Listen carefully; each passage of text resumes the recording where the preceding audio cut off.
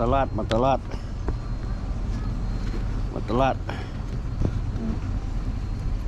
ซื้อน้ำขึ้นรถก่อน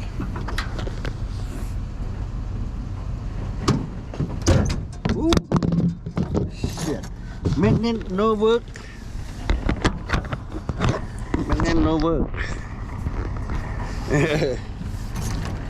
มาเอาน้ำขึ้นรถก่อน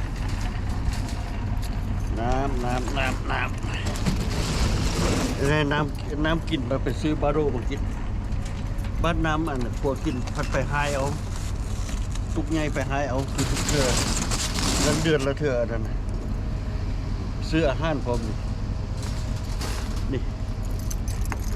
ซื้ออาหารพร้อมนี่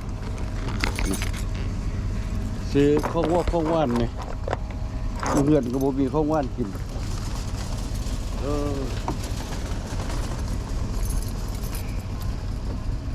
มีข้าวว่านกินเพื่อนก็ได้ต้องกินน้ำก่อน thirsty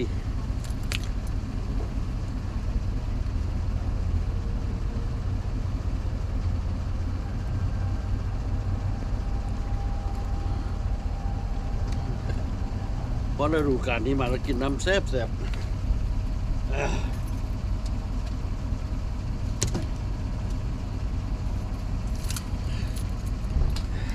มาเอายาก็เอาอันนี้ตัวคานู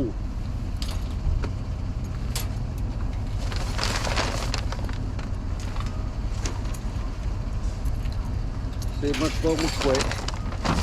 ข้องว่านไปกินสำนีนึงมันเป็นร้อยไหม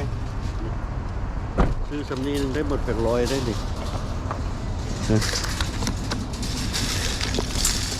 เหลื่อมปิดฟ้าโอเคซื้อสำนีนึงมันเป็นร้อย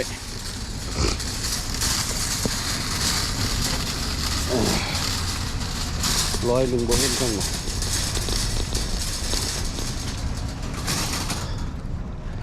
มาตลาด100 ถึงบ่เห็นยัง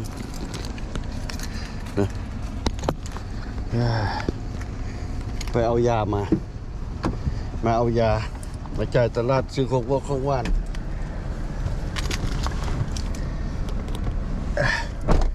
เราไปเบิ่ง GCI มานี่สิไปอัพไพเอ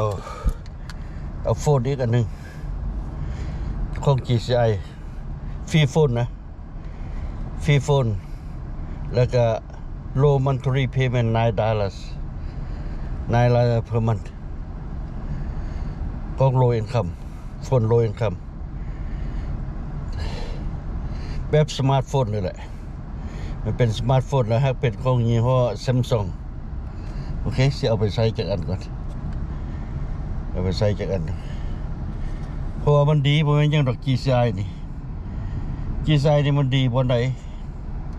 มันดีบนที่ว่าอันน่ะเขาไปป่าไปยังหันน่ะเขาป่าคือว่า AT&T มันใช้บ่ได้มันไกลมันบ่มีสิกโนลได้แต่ GCI นี่ใช้ได้หมดอยู่ป่าอยู่ภูอยู่ยังใช้ได้หมดนี่มันดีตัวนี้เพราะว่ามันเป็นของ GCI นี่เป็นของโลโก้ของอลาสก้าเลยเด้เพราะว่ามันหับเมาเหมือนของคอมมิวนิเคชันของอลาสก้านี่ของ GCI มันตั้งเส้าอากาศไว้หลายจุดทั่วอลาสก้านี่แหละอย่างว่าเข้าป่าเข้าภูไปยังมีสิกโนหมดโฟนมันยังเลยจึงว่ายักใดไว้อันหนึ่งเวลาไปป่าไปยังไปถึงบกถึงเบ็ดโฟน AT&T ใส่บ่ได้เขาก็ใส่โฟน GCI นี่โทรได้เลยเพราะว่ามันสิกโนมันมีหมดทุกมองเนี่ยจึงว่าคิดว่าสิเอาไว้อันหนึ่งเป็นสมาร์ทโฟนคือกันนะ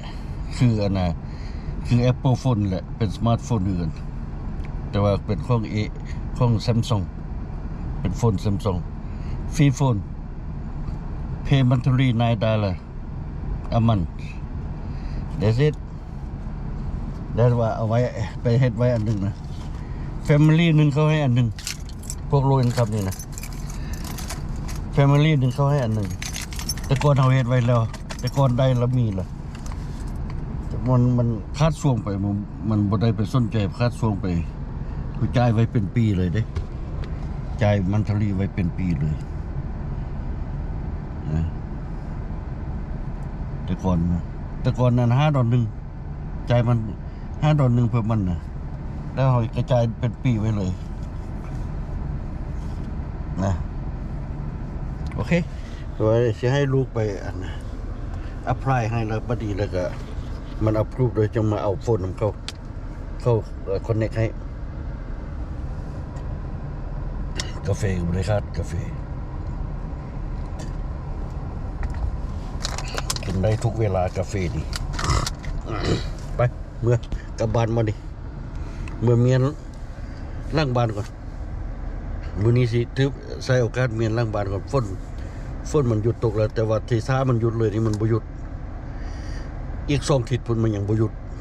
ฝนนี่นะอีก2 ทิศยังบ่หยุดนะ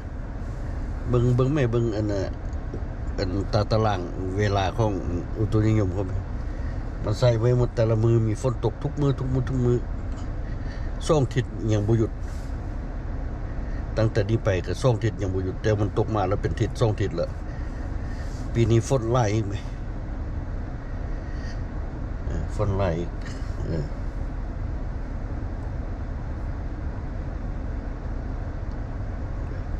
บทจัดเวลาเฮ็ดบ่ได้สิไปเมียนหลังบ้านก่อน